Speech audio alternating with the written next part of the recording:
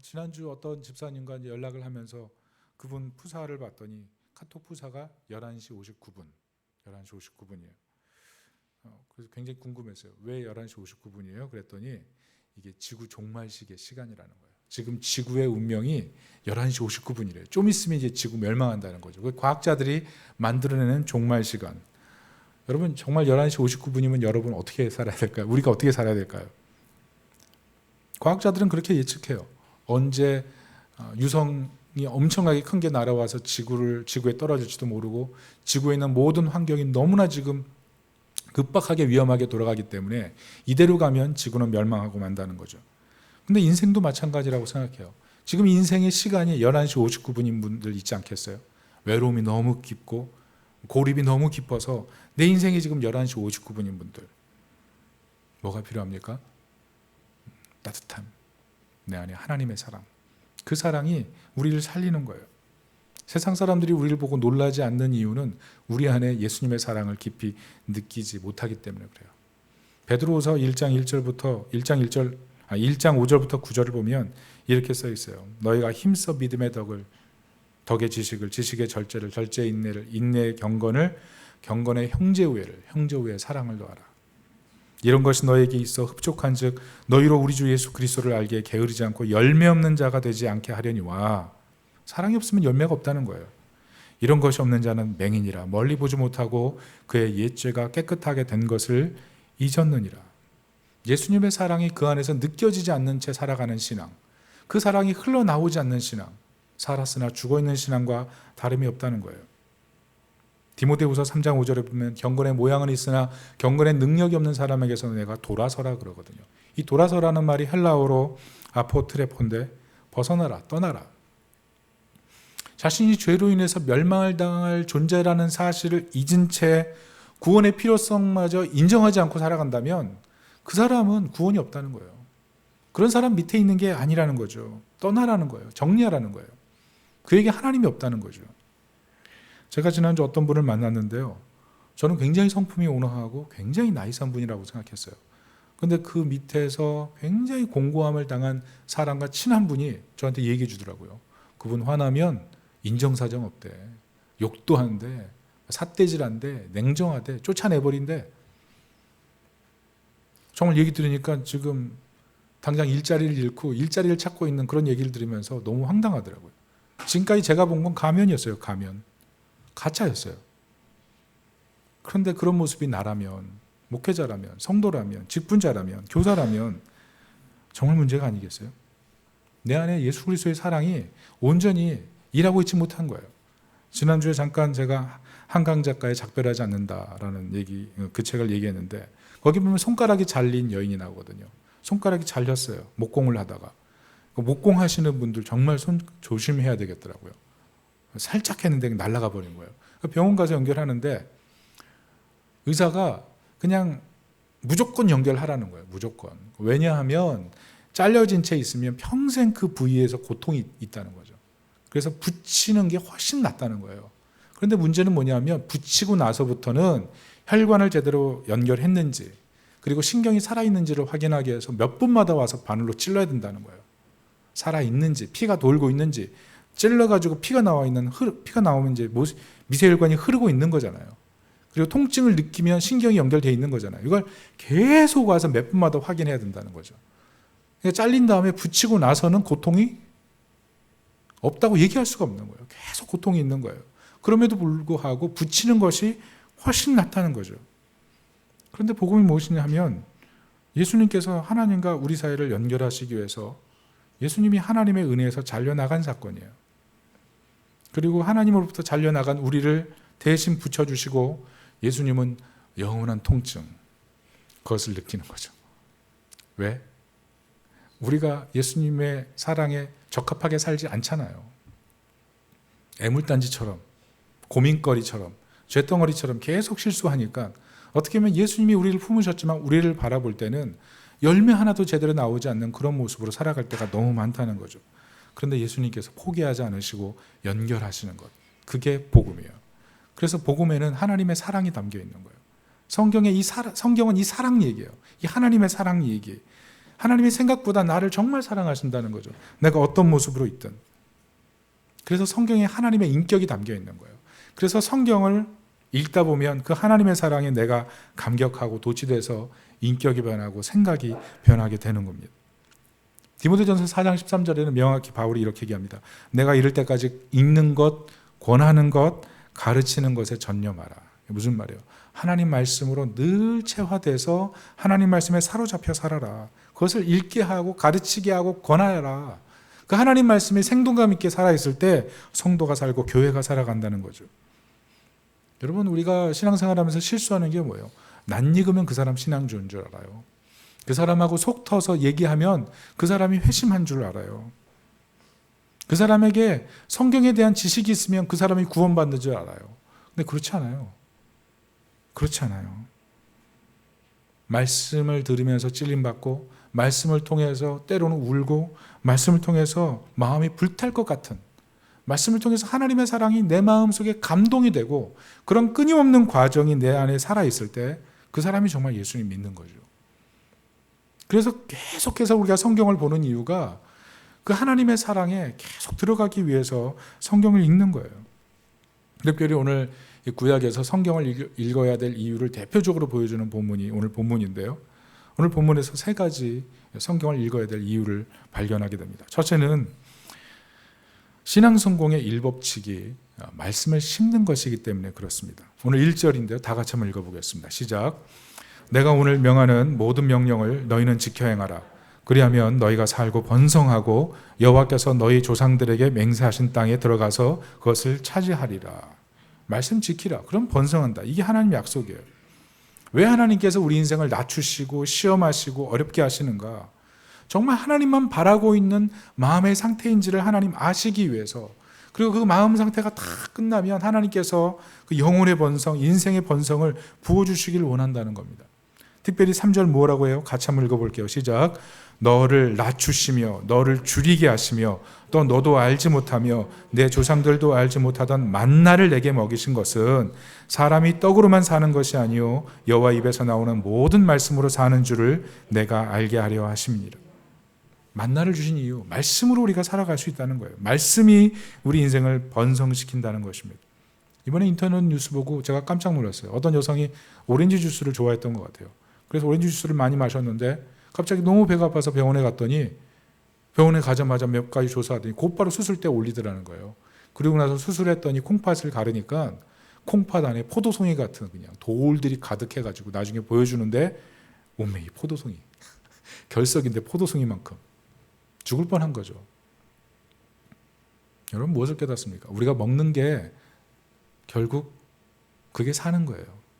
먹는 걸로 우리의 건강이 결정되는 거죠. 그런 것처럼 우리가 하나님 말씀을 얼마나 잘 먹느냐, 하나님 말씀을 얼마나 시금하느냐, 거기에 신앙의 건강성이 결정되는 거예요. 출애굽기 16장에 이렇게 나오잖아요. 만나 얘기인데 만나를 거두라고 할 때 하나님께서 하신 말씀이 한 오멜씩 거두라. 한 오멜씩. 한 오멜이 2.2리터거든요. 일정 분량이 있다는 거예요. 살아가면서 우리가 매일매일 일정 분량의 영적인 양식, 하나님 말씀을 먹는 그 시간이 있어야 된다는 거죠. 일정 분량을 채우라는 거죠. 왜냐하면 말씀을 먹을 때 우리 안에 영적인 살균 작용이 생기는 거예요. 우리가 어떤 숲 같은 데 들어가면 숲에서 어떤 작용이 있어요. 피톤치드 같은 게 나와서 살균 작용을 하잖아요. 그리고 산소가 많아지니까 그 안에 들어가면 평안함을 느끼잖아요. 건강함을 느끼잖아요. 그런 것처럼 하나님 말씀을 읽으면 우리 안에 있는 죄성들이 씻겨 나가거든요. 말씀으로 인해서 찔림 받거든요. 말씀 읽다 보면 우리 안에 있는 나쁜 때들이 씻겨 나가는 그런 과정이 있다는 겁니다. 나도 모르게 세상의 때가 씻겨 나가는 과정이 있어요. 영국의 대부흥사였던 조지 휘필드 같은 경우는 매일 아침마다 말씀을 읽었대잖아요. 근데 말씀을 읽으면서 느끼는 게 뭐냐면 하나님이 주시는 힘, 하나님이 주시는 능력, 하나님이 주시는 빛, 이것들을 경험했기 때문에 날마다 새 힘을 얻을 수 있었다. 여러분 우리가 체력을 키우기 위해서 날마다 운동하고 또 좋은 거 먹고 그런 건 필요해요. 우리 감정적인 어려움을 달래기 위해서 뭔가 재밌는 것을 보고 의미가 있습니다. 그러나 정말 영혼에 새 힘을 주고 영혼에 새 능력을 주는 하나님 말씀을 가까이 하지 않고 외부적인 것으로 모든 것을 키운다고 하면 우리는 굉장히 중요한 것을 놓치고 있는 거예요. 제가 이렇게 말씀을 2주째 강조하고 있을까요? 아직 2주 더 할 거예요.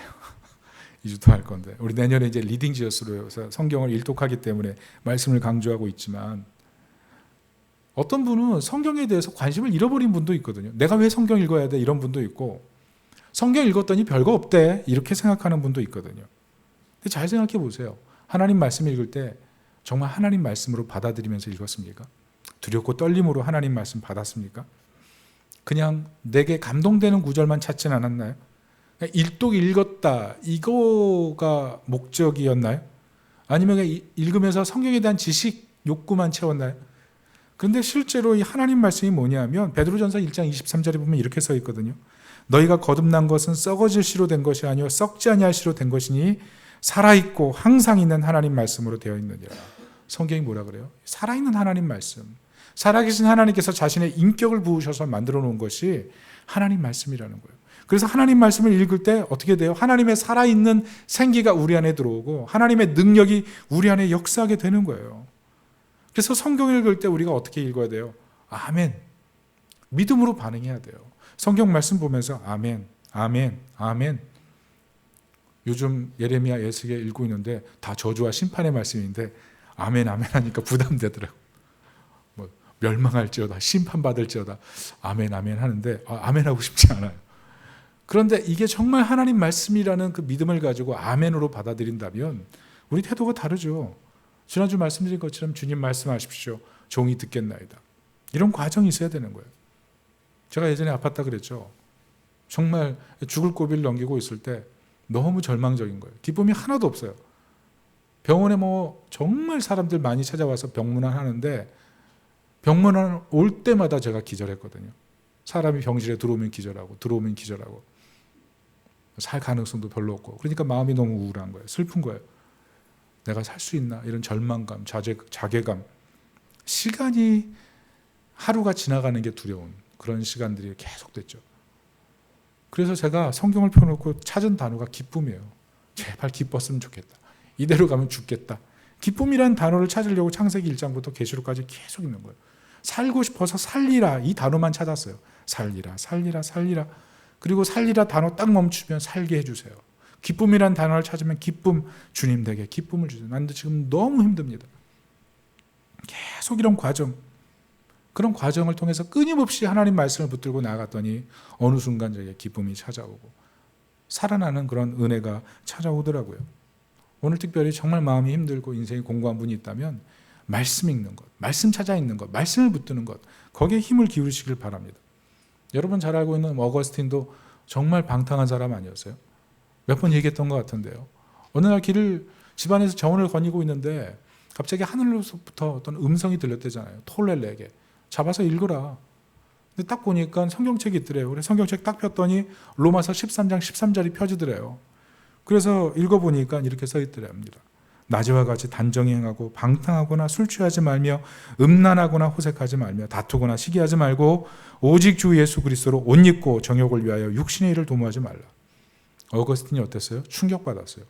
왜? 어거스틴 그렇게 살았거든요. 음란했거든요. 호색했거든요. 방탕했거든요. 술 먹고 있었거든요. 멋대로 살았거든요. 자기가 세운 인생의 계획을 성취하기 위해서 자기 스케줄을 잡고 그냥 질주하던 인생이거든요. 그런데 로마서 13장 13절 딱 보면서 한 대 맞는 것 같은 거예요. 하나님이 내게 하시는 말씀처럼 들리는 거죠. 대각성이 일어났어요. 그리고 나서 어거스틴이 성자 어거스틴으로 대전환되는 거 아니에요? 인생이 변화되지 않는다고요? 성품이 변화되지 않는다고요? 습관이 안 바뀐다고요? 나는 절대로 믿음 성장하지 못할 거야. 내 감정 상태는 절대로 변하지 않을 거야. 혹시 이렇게 생각하고 계시나요? 성경이 하나님 음성이에요. 그 음성을 내게 지금 하고 계시다는 마음으로 믿음으로 말씀을 듣다 보면 내가 고립되어 있는 감정, 내가 맹목적으로 추구하던 나만의 목표 거기서 벗어나서 하나님께서 원하시는 부분을 발견하게 하는 거예요. 여러분 우리가 왜 힘듭니까? 결국 진정한 열매가 나오지 않는 기쁨에 몰입하고 있기 때문에 그래요. 진정한 기쁨이 나오지 않는 것, 그것을 기쁨이라 생각하고 몰입하고 있는 거예요. 돈이 그럴 수 있죠. 명예가 그럴 수 있죠. 학벌이 그럴 수 있죠. 직장 커리어, 인생 커리어. 그거에 인생의 전부가 돼서 거기다 모든 힘을 쏟아부을 수 있어요. 그런데 진정한 기쁨이 되지 못하는 것, 거기에 힘을 쏟으면 어떻게 하겠습니까? 그게 정말 우리에게 손해 아니겠어요? 세상적인 일을 하지 말라는 얘기가 아니고 진정한 열매가 나오는 일이 우리에게 기쁨이 돼야 되잖아요. 진정한 열매가 나오게 하는 것, 그것을 발견하고 그것을 바라볼 수 있어야 된다는 것입니다. 여러분 아파보면 알아요. 우리 교회도 지금 병원에 입원했다가 퇴원하신 분도 계시고 지금 몸이 아파서 힘든 분들 계신데, 여러분 몸이 아프면요 세상 명예, 부귀, 영화 다 이거 허무한 거예요. 아픈데 그걸 어떻게 누릴 수 있어요? 당장 병상에 누워있는데 무슨 명예, 무슨 돈, 무슨 지위, 그게 무슨 의미가 있어요? 아무것도 쓸 수가 없는데 그때 어떻게 기뻐할 수 있어요? 그때 어떻게 돌파할 수 있어요? 나와 동행하시는 그분, 고난 중에도 함께 하시는 그분, 나를 떠나지 않으시는 그분, 끊임없이 병상에서 내가 너를 사랑한다 말씀하시는 그분, 그분의 힘과 능력을 발견할 때 우리가 일어설 수 있는 거죠. 분명히 마태복음 4장 4절에 예수님이 이렇게 말씀하십니다. 예수께서 대답하여 이르시되 기록되었을 때 사람이 떡으로만 살 것이 아니요 하나님의 입으로부터 나오는 모든 말씀으로 살 것이라 하였느니라. 누구에게 대한 말씀이에요? 사단에게 대한 말씀이에요. 사단에게. 그냥 제자들에게 가르친 게 아니에요. 유튜브는 다 꿰고 있는데 하나님 말씀에 너무 생소한 분들이 있을 거예요. 내 안에 성공 욕구는 너무 강한데 하나님 말씀은 내 삶에 완전히 방치되어 있는 상태로 그렇게 살아가는 분들 있을 거예요. 내가 언제 하나님 멸시했어요? 내가 언제 하나님 제대로 안 섬겼어요? 내가 제대로 언제 예배 드리지 않았어요? 우리가 이미 살면서 하나님에 대한 멸시를 하고 있는 거예요.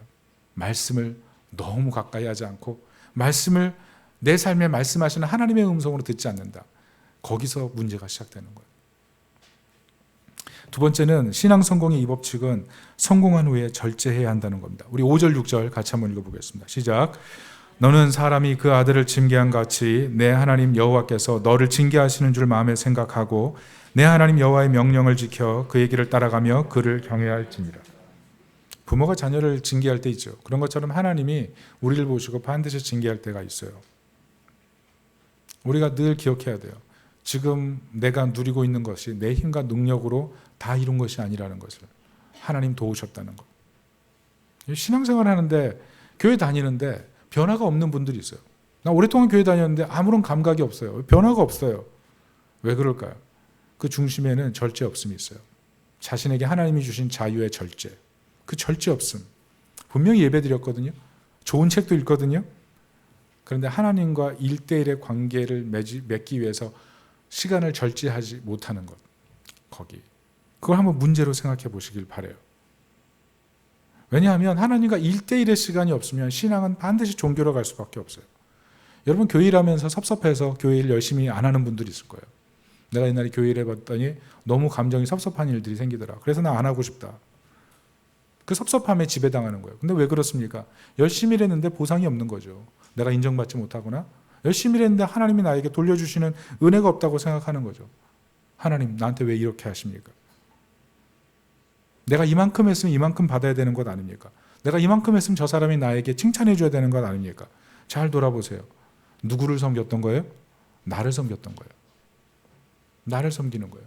그게 문제예요. 이것이 종교예요.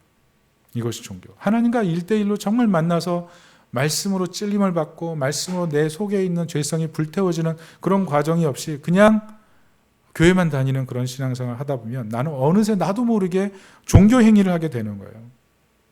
나도 모르게 하나님을 머릿속에 가두고 내 마음대로 내가 만들어내는 신학의 토대 아래 하나님을 섬기게 되는 거예요.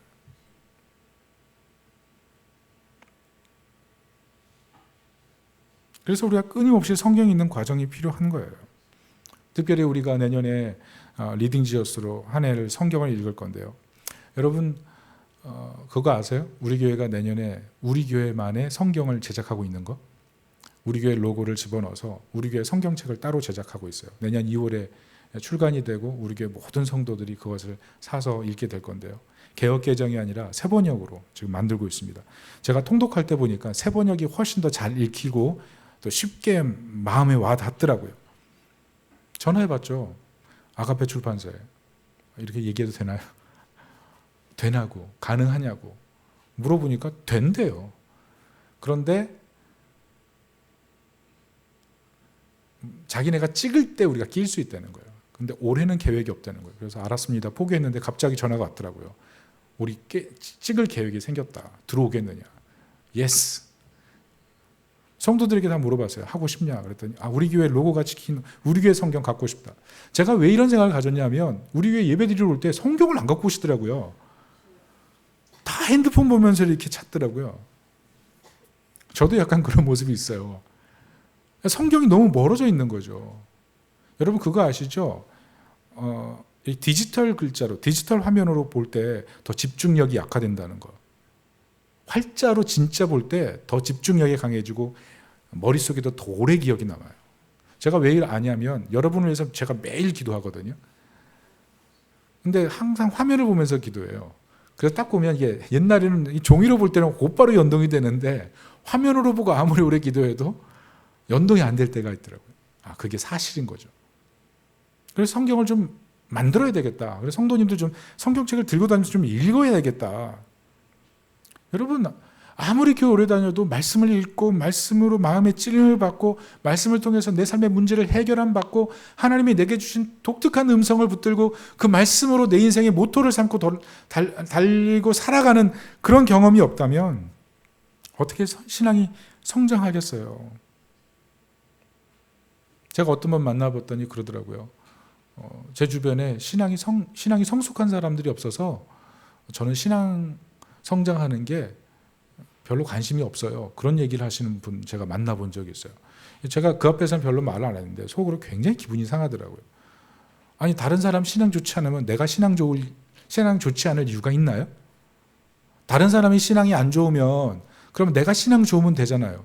내가 신앙 좋아서 다른 사람에게 영향력 끼치면 되잖아요. 그럼 다른 사람 신앙 안 좋다고 그러면 내 신앙 포기해요?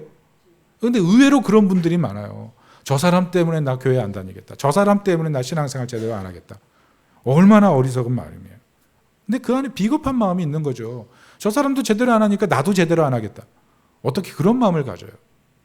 하나님 말씀 안에서 말씀과 내가 충돌하는 과정이 없으니까 내 마음대로 그렇게 하는 거죠. 제가 청년들 보면서 깜짝깜짝 놀랄 때가 때로 있어요. 왜냐하면 예배 드리는데 너무 깊이 슬립하시더라고요.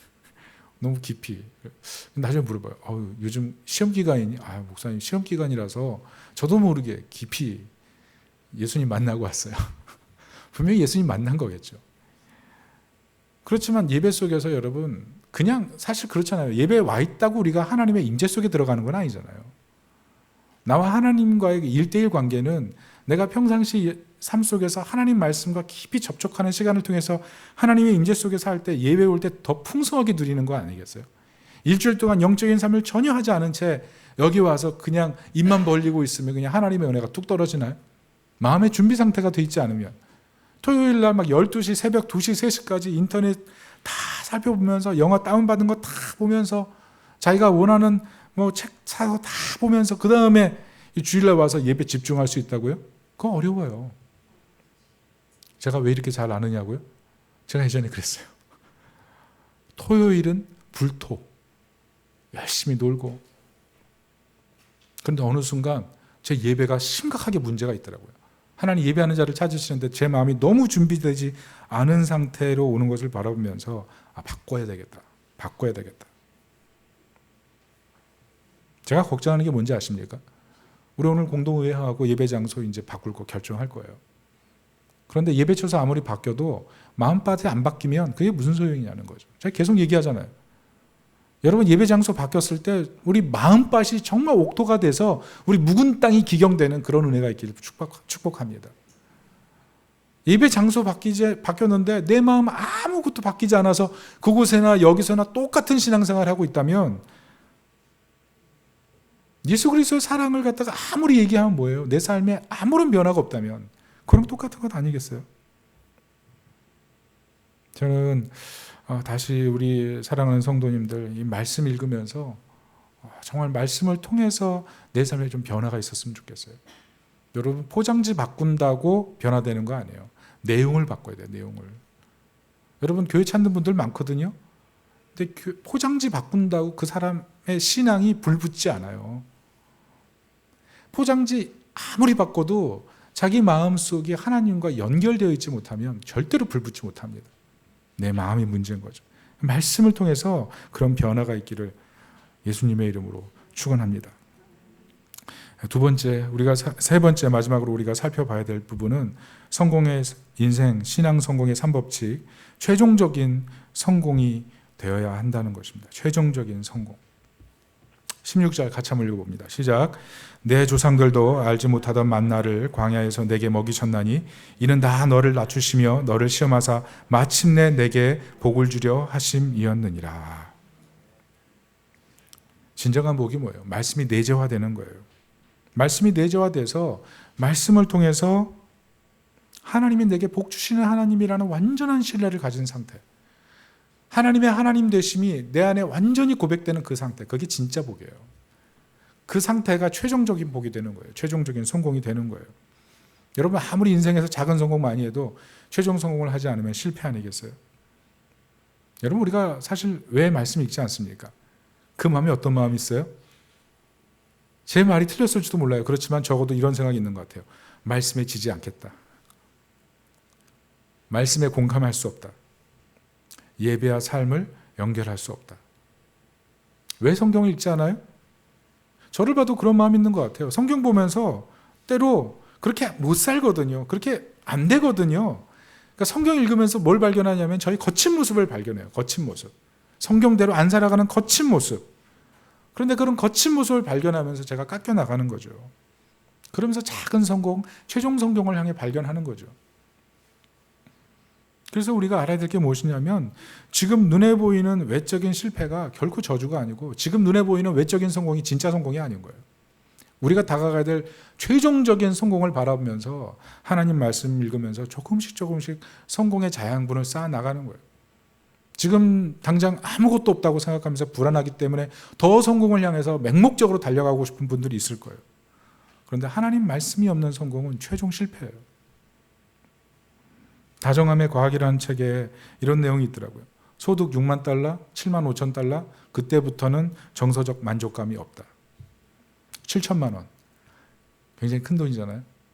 그런데 그때부터는 그 이상의 돈은 아무리 벌어도 만족감이 없다. 제가 저번에 한번 얘기했던 것 같은데 책에 반복되는 내용인 것 같아요. 이런 내용들이.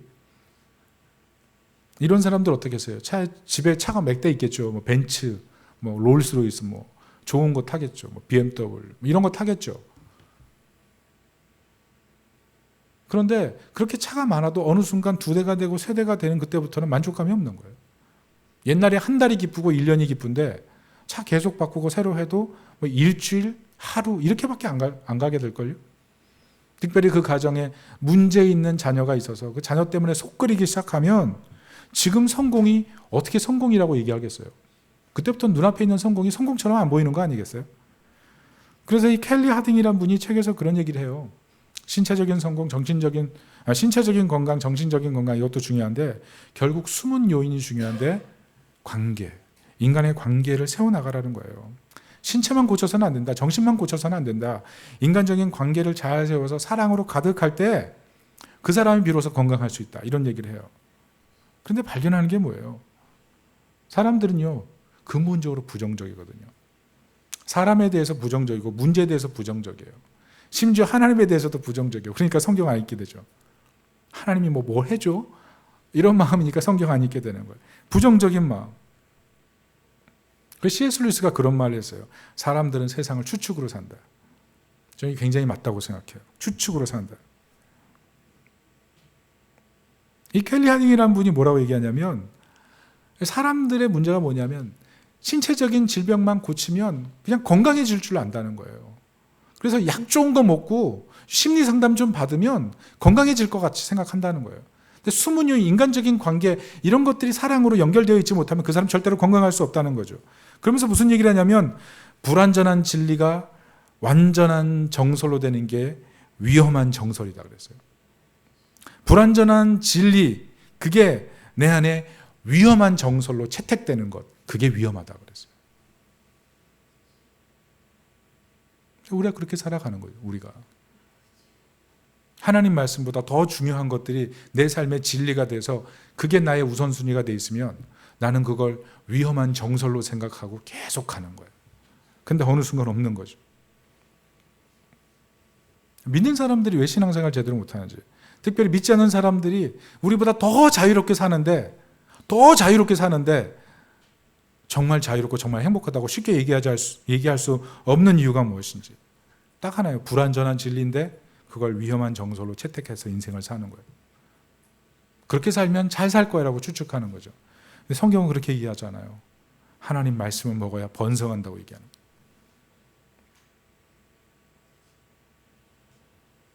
최종적인 성공의 길, 오늘 성경은 분명히 얘기합니다. 마침내 복을 주려 하시는 하나님 말씀을 읽는 것. 그게 나를 깎고 나를 낮아지게 하고 나를 찌르는 그런 과정이 있을 때 변하는 거예요. 그 말씀을 통해서 발견하는 게 뭐예요? 내가 생각보다 정말 하나님이 날 사랑하신다는 거 아니에요? 우리가 언제 변할 수 있어요? 우리는요, 기본적으로 부정적이거든요. 우리는 매사에 추측하거든요. 그러니까 확실한 게 없잖아요. 그러니까 불안할 수밖에 없거든요. 확실한 게 하나도 없어요. 인생을 살면 살수록. 그런데 확실한 게 하나 있는데 예수 그리스도께서 우리 죄를 위해 죽으시고 내 안에 임하셔서 내가 잘 느끼지 못하는 하나님의 사랑을 완벽하게 느끼도록 영원히 일하고 계시다는 거죠.